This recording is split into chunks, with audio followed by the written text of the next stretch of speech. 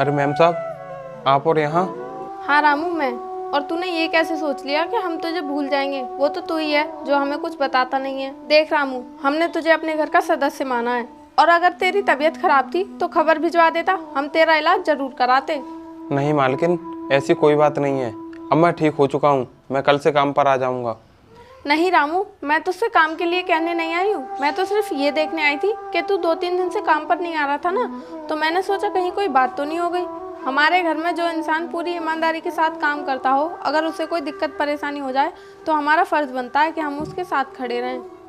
ये लो, ये कुछ पैसे रखो और इनसे अपना इलाज करा लेना। अगर कोई परेशानी हो तो मुझे फ़ोन कर देना। और हाँ, जिस दिन से तुम ठीक हो जाओ उस दिन से घर पे काम पे आ जाना। मालकिन, मैं आपके इतने सारे रुपए कैसे दे पाऊँगा, और आपका इतना बड़ा एहसान कैसे चुका पाऊँगा? रामू, तुम ये छोटी छोटी बातें मत किया करो। इंसान से बढ़ के पैसे कोई मायने नहीं रखते। और हाँ, रही बात एहसान की, तो हम तुम पर कोई एहसान नहीं कर रहे हैं। रामू, तुमने अपनी जान की परवाह किए बिना एक बार हमारी जान बचाई है, और हमारे बच्चे की भी। लेकिन भगवान को शायद ये मंजूर नहीं था, इसीलिए तुम्हारे मालिक नहीं बच पाए। और आज मैं और मेरा बच्चा सिर्फ तुम्हारी वजह से जिंदा हैं। मालकिन, ये तो मेरा फ़र्ज़ था, मैंने अपना फ़र्ज़ निभाया है। और हाँ, अगर तुम नहीं होती तो मैं लावारिसों की तरह सड़कों पर भटक रहा होता। रामू, मेरे बच्चे का स्कूल से आने का टाइम हो चुका है, मैं जा रही हूँ। और हाँ, जिस दिन तुम ठीक हो जाओ उस दिन घर पे काम पे आ जाना। जी ठीक है मालकिन।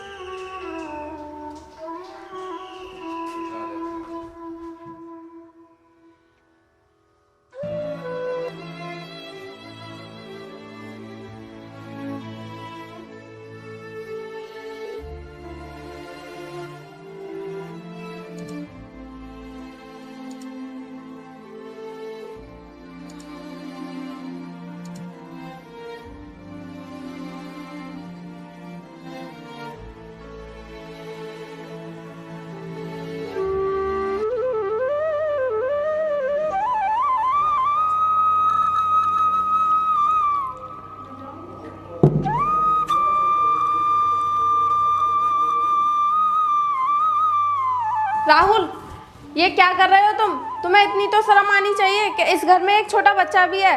अगर इस तरीके से तुम डेली पी कर आओगे तो ये असर उस पर भी जाएगा, वो तुम्हें देखकर बिगड़ेगा। भाभी जी, तुम ये अपने भाषण बंद करो। ये मेरी मर्जी है, मैं पीऊँ या ना पीऊँ। तुम होती कौन हो मुझे ये सब बताने वाली? वाह राहुल वाह, आज तुम्हारी जवान कैंची की तरह चलने लगी। जिसके सामने तुम गर्दन उठाकर बात भी नहीं करते, आज तुम मुझसे जवान लड़ा रहे हो। आखिर तुमने दिखाई दिया अपना रंग। भाभी, ये रंग तो मुझे बहुत पहले दिखाना था, मगर मैं मजबूर था, क्योंकि भैया के पास सारी प्रॉपर्टी के कागज थे। अगर मैं कुछ करता तो भैया मुझे जमीन से बेदखल कर देते।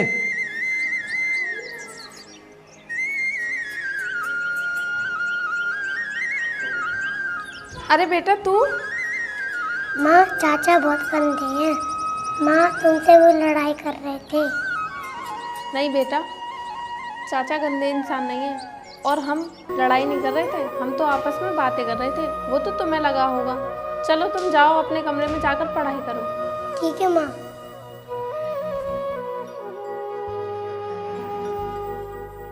सुनो, मैं तुम्हारे आगे हाथ जोड़ती हूँ, आज के बाद इस घर में दारू पीकर मत आना।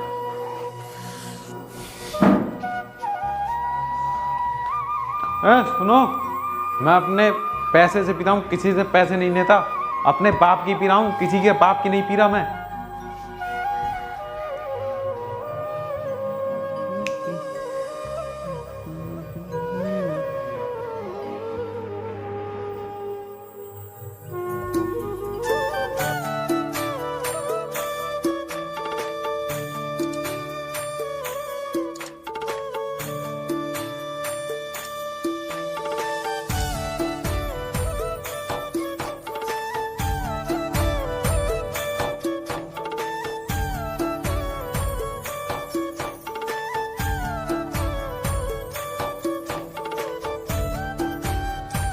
मालकिन नमस्ते। नमस्ते रामू। रामू, तुम्हारी तो तबीयत खराब थी, हमने तुमसे कहा था कि जब तुम्हारी तबीयत ठीक हो जाए तब काम पर आना। मालकिन, हमारी तबीयत अब बिल्कुल ठीक है, हम तभी काम पर आए हैं। ठीक है रामू, तो फिर जाकर तुम झाड़ू लगा दो। जी मालकिन। चल बेटा, मैं तुझे स्कूल छोड़ने चलती हूँ।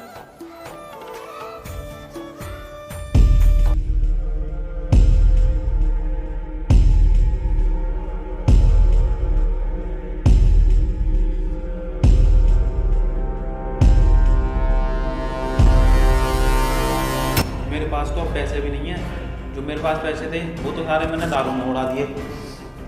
अब मुझे दारू पीने की तलब लगी है। अब पैसे कहाँ से आएंगे?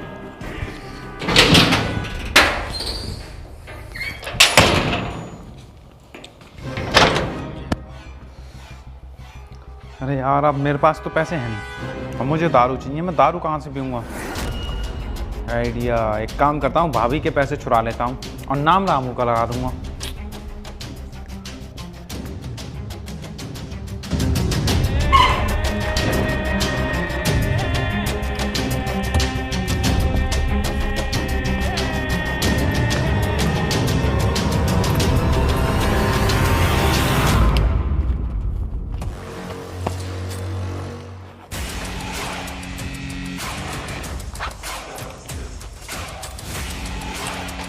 अरे वाह, ये तो बहुत पैसे हैं। मेरी तो मौज आ गई।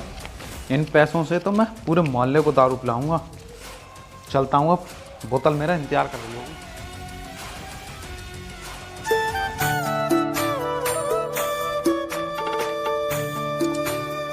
मालकिन, मैंने घर का सारा काम कर लिया है। ठीक है रामू। रामू, 1 मिनट रुको।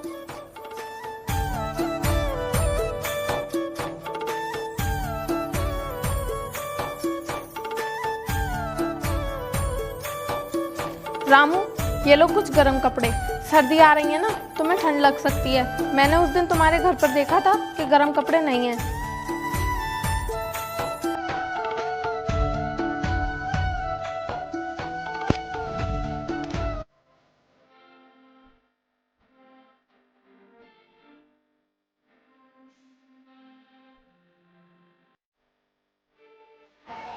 अरे, ये क्या है? अरे, ये तो डाकघर से आया है। पढ़ के देखती हूँ। सुनो आरती जी, तुमने जो ज़मीन बेची थी उसे जल्दी से जल्दी खाली कर दो। कहीं ऐसा ना हो कि सरकारी ऑफिसर आगे उसे सबके सामने नीलाम कर दें।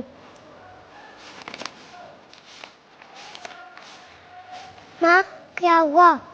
कुछ नहीं बेटे, ये लेटर तुम्हारे चाचा का है। चलो हम घर के अंदर चलते हैं।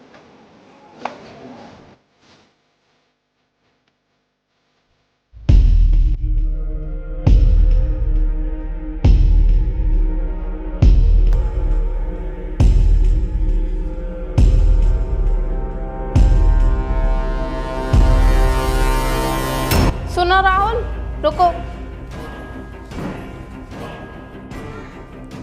जो मैं तुमसे पूछूंगी, क्या तुम उसका सच सच जवाब दोगे? सुनो भाभी, तुम जो पैसों की बात मुझे बताना चाह रही हो ना, वो मैंने नहीं चुराए हैं, उस नौकर ने चुराए हैं। मैंने अपनी आंखों से देखा है। मैं पैसों की बात नहीं कर रही। ये बताओ, जो जमीन हमने अनाथ आश्रम के लिए छोड़ी थी वो तुमने बेची थी? हाँ, बेची तो क्या हो गया? मेरी भी जिंदगी है। मैं अपनी जिंदगी अपने तरीके से जीना चाहता हूँ। हाँ, तुम जी सकते हो अपने तरीके से अपनी ज़िंदगी, लेकिन गलत काम करके नहीं। हमने तुम्हें पैसों के लिए कभी नहीं रोका, फिर तुम ये गलत काम क्यों कर रहे हो? और भाभी जी, जो पैसे आप उड़ा रही हो उसका क्या? आपकी कहीं उम्र है एसडीएम बनने की? फिर भी आप एसडीएम बनने के लिए इतने पैसे बर्बाद कर रही हो। औरत को शोभा नहीं देता पढ़ना लिखना। आराम से घर बैठो। अब तुम्हारे बच्चे भी हो गए हैं। एसडीएम बनने का सपना तुम्हारे भैया का था और ये सपना मैं पूरा करके ही रहूँगी। और जो तुम बात कर रहे हो पैसों की, वो पैसे रामू ने नहीं, तुमने चुराए हैं। क्योंकि अभी तक मुझे भी नहीं पता कि मेरे पैसे चोरी हो चुके हैं। मैं रामू पर आंख बंद करके विश्वास कर सकती हूँ, क्योंकि वो हमारे घर का वफादार नौकर है। भाभी जी, आंख बंद करके विश्वास क्यों ना करो? मुझे लगता है तुम्हारा और रामू का कोई ना कोई चक्कर जरूर चल रहा है।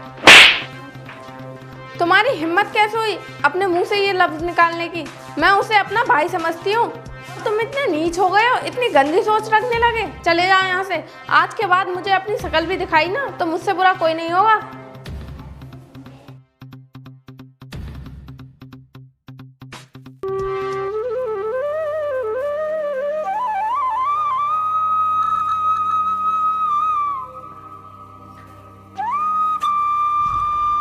भाभी जी, आप और इस हालत में कहाँ जा रही हैं? रामू, जब मैं अपने बच्चे को खाना खिला रही थी तब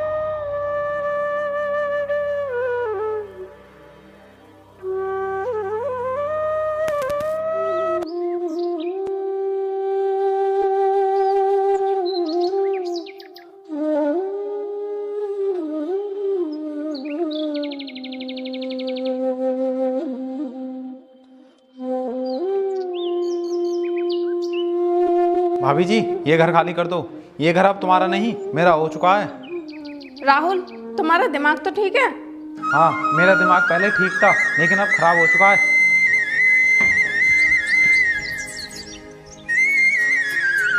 भाभी जी, तुम चिंता मत करो, मेरा घर है ना, तुम उसमें रह लेना। नहीं रामू, हम कहीं और चले जाएंगे। भाभी जी, ये दुनिया सही कहती है, ये जो गरीब लोग होते हैं ना, वो अपनी औकात से ज़्यादा बाहर बोल जाते हैं। अगर आज हम भी अमीर होते तो आप हमारे घर पर रहने के लिए मना नहीं करती। रामू, ऐसी बात नहीं है, हम तुम्हारे घर पर रहेंगे। चलो। ठीक है, चलो भाभी।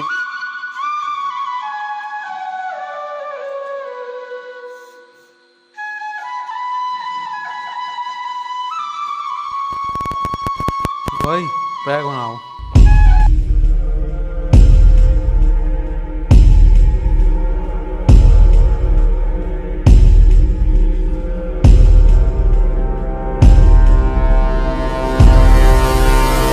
Cheers.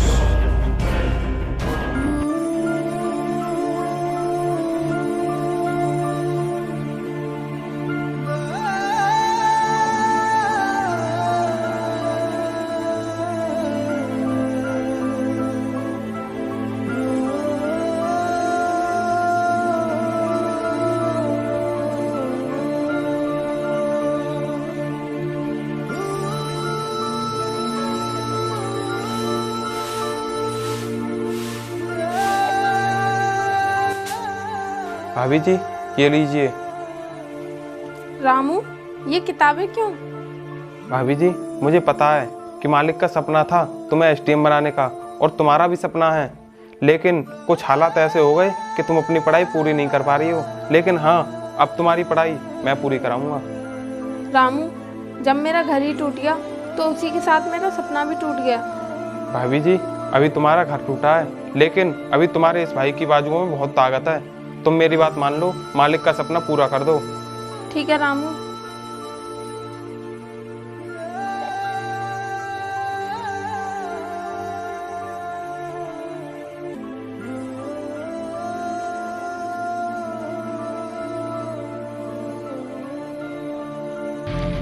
पानी।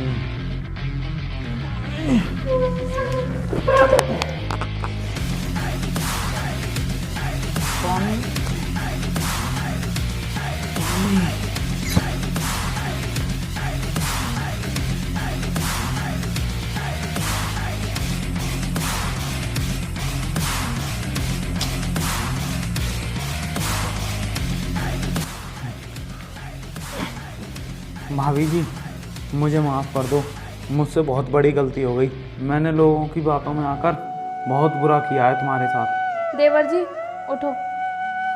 नहीं भाभी जी, पहले आप मुझे माफ़ कर दो। राहुल, उठो। तुम्हें अपने गलती का एहसास हो गया, मेरे लिए यही बहुत बड़ी खुशी की बात है।